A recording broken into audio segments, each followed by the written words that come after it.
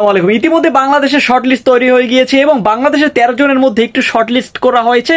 IPL এ দেখেন প্রতিটা দেশের অনেক, সাউথ আফ্রিকার প্রায় 100+ খেলোয়াড় রয়েছে। সো সেখান থেকে তো আর 100+ আপনার নাম উঠানো যাবে না নিলামে, এবং 13 জন যে বাংলাদেশি রয়েছে এবং 13 জনের নাম তো আর উঠাইতে পারবেন না।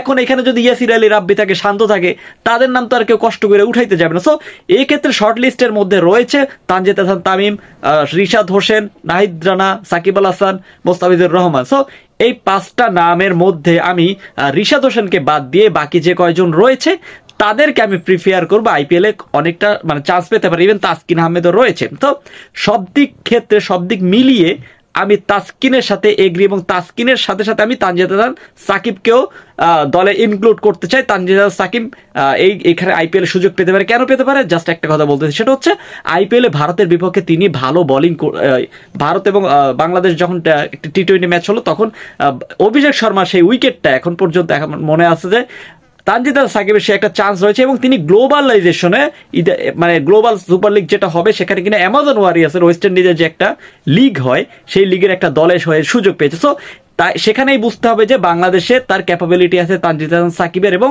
তিনি কিছু একটা করতে পারেন, এবং তানজিদ হাসান সাকিবের বড্ড বেশি সুযোগ রয়েছে এই নিলামে ওঠাচ্ছে। সো আমি পার্সোনালি ফিল করি, আগেও বলেছি, সাকিব আল হাসান, তাসকিন আহমেদ, মোস্তাফিজুর রহমান, নাহিদ রানা, এই 4 জনের পাশাপাশি তানজিদ হাসান তামিমের বড্ড একটি বড় সুযোগ রয়েছে। আপনি কি মনে করেন আর কারা কারা সুযোগ পেতে পারে বাংলাদেশের হয়ে? প্লিজ কমেন্ট করে জানাই দেন। ধন্যবাদ।